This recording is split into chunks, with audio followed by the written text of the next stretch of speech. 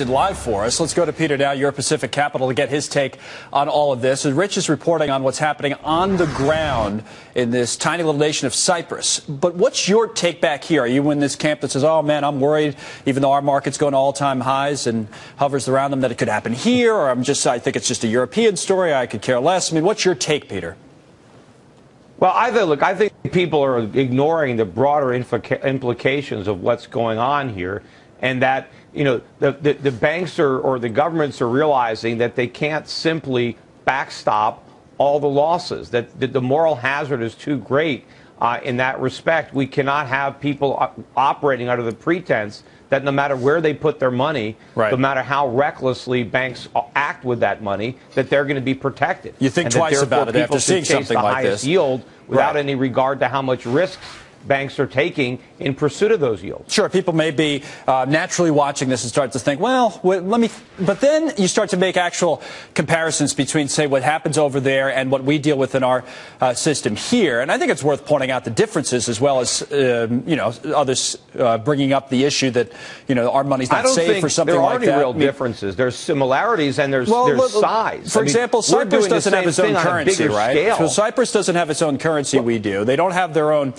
central bank. They have to deal with basically the whims of the European Central Bank, where we have the Federal Reserve System here in the United States. So to me, that would make a situation like Cyprus less likely to happen in a country like this, or in this country.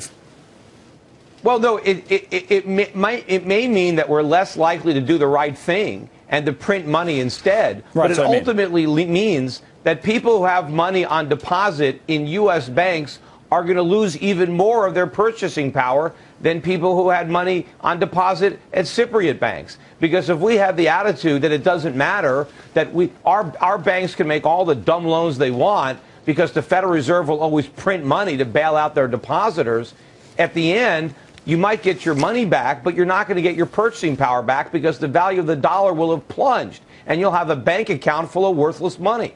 A little bit of a different argument, though, isn't it? Because we haven't seen, for example, that plunging that you talk about in the dollar over the last few years, when the Fed has basically done nothing but print money, and we don't have nobody here has a legitimate concern. A lot of people into a false sense of complacency. Right, but people don't have legitimate concerns here saying, "Oh, I'm not going to go to the ATM." Just like people were complacent about the housing market until we had a crisis. Right. Look, the world has already loaned America more money than it can ever possibly repay, but right now nobody cares. They keep lending us more just because they think we can keep printing it. I'll try to ask one question without you talking over time, Peter. The printing of money is going to be what dooms us. It's not going to be our salvation. Yeah, Peter, that's enough. I mean, whatever. The point is, I'm not worried about going to the ATM today and not getting the money out, which was I tried to say 4 times when you're talking about it. Anyway, have a good show. I know you're doing your radio show, so we'll let you get back to it. Still talking. What that money Peter is Schiff going to be joining worth. us from Connecticut as always. Thanks, Stegan.